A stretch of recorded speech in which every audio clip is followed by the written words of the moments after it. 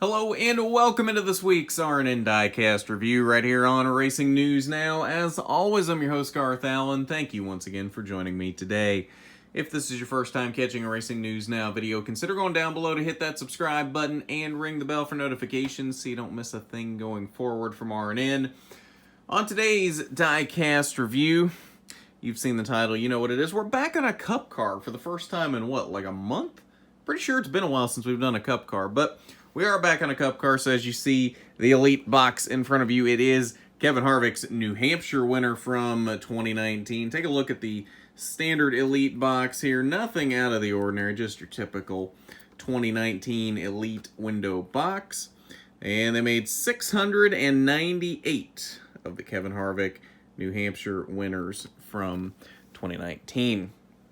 What comes in the box? Pretty standard stuff here. Cup Series race winner sticker, the generic Elite COA, and the race detail card. Kevin Harvick, Foxwoods Resort Casino 301 winner, July 21st, 2019. Started 14th, led 41 laps on his way to the victory. Harvick wheels to a win at Loudon. You can pause to read that if you want to. And this was, of course, Harvick's first win of 2019. I remember up until this point last year, we were thinking Harvick was in a bit of a slump, which to an extent he was.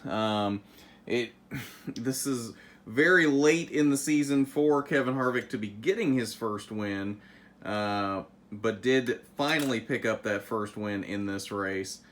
And I gotta say, I'm very glad that we got this car as a diecast, because this paint scheme is fantastic. I love this scheme. I love what Busch Beer has been doing with all of these special paint schemes of late. They've just been fantastic.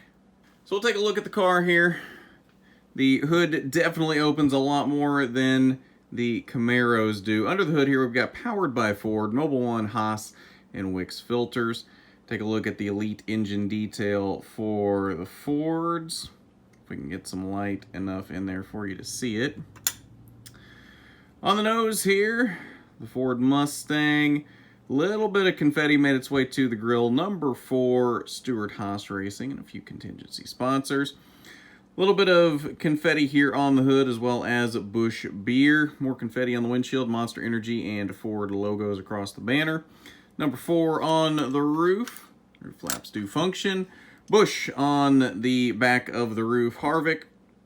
We got DIN number 439. Busch Beer on the deck lid. Take a look inside there if we can get any kind of light in there for you to see the fuel cell detail. Down the driver's side, again, this is a beautiful car. Busch did a fantastic job designing this paint scheme. A little bit of wear here on the left front tire. A few contingency sponsors.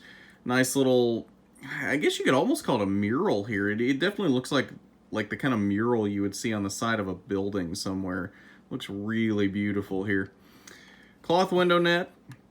Kevin Harvick and the American flag, plus a winter sticker on the name rail. Sponsors down the B post, National Forest Foundation.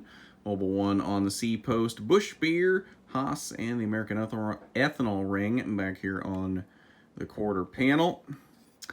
On the back bumper, busch.com/NFF, Mobil 1, number 4, and the Ford license plate. A little bit of scuffs back here, I'm assuming from bumps and things of that nature on restarts. But overall, still looking really good here on the back bumper. And then the passenger side does look different from the driver's side. A deer here with what I'm guessing are supposed to be some mountains back there. Some trees here near the front as well. Pretty clean car here. You can see a little bit of dirt buildup here, but overall, it is a pretty clean car, which is definitely expected for a New Hampshire car, but really, you get this car for the paint scheme. You don't get this, I think, because it's a raced version necessarily. You get this because it's such a beautiful paint scheme.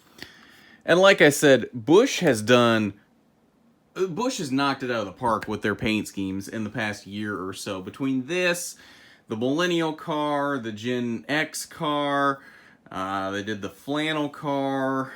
I feel like I'm forgetting. They did the car to can car at Daytona last year. They did the pit for Busch car at Daytona this year. I still feel like I'm forgetting one or two big ones they've done, because they've done a lot of really cool paint schemes in the past year or so. Busch really is one of the few sponsors right now that's really knocking it out of the park with paint schemes. So you got to commend Busch for that, because they've been putting some really cool paint schemes on that 4-car here over the past year or so, and they've given us some really cool die-casts in this sense as well. And again, unless I'm mistaken, I think this is the only way you can get this National Forest Foundation car. I don't believe the clean version was made.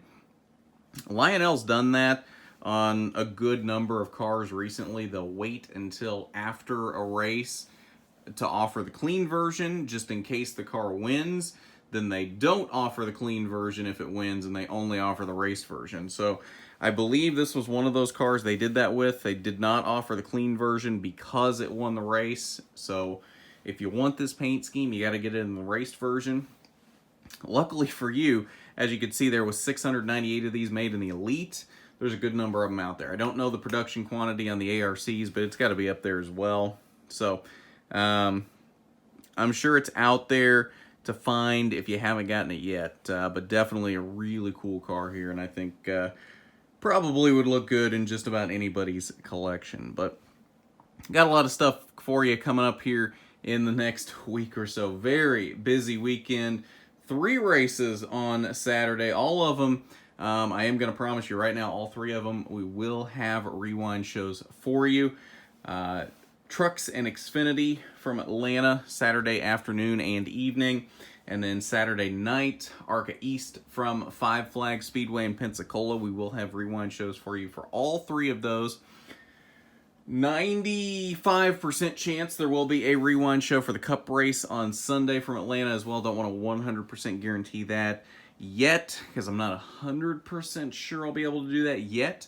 But I'm going to say 95% chance on that one. So it's a possibility we're going to have a very busy weekend for rewind shows here on the channel, as we're going to have at least 3, maybe 4 for you. So keep an eye out for that. Lots of stuff coming up for you this weekend. Should be a winner interview with the ARCA East winner from Five Flags as well. So keep an eye out for that as well. So lots of stuff coming up for you this weekend.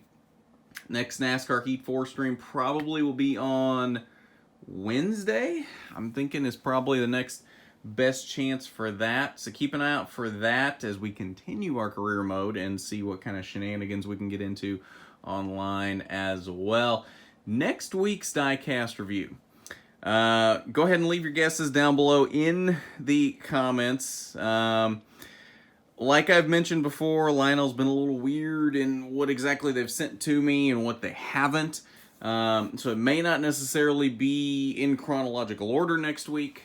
And it could be from any of the top 3 series. So leave your guesses down below as to what next week's will be. And yeah, I think that'll about do it. So if you haven't done it already, you need to go down below, hit that subscribe button, ring the bell for notifications so you don't miss a thing going forward from RNN. While you're down there, why don't you hit that big thumbs up button if you like the video. It is much appreciated when you do. But at that, this has been the RNN Diecast Review. I'm Garth Allen for Racing News Now.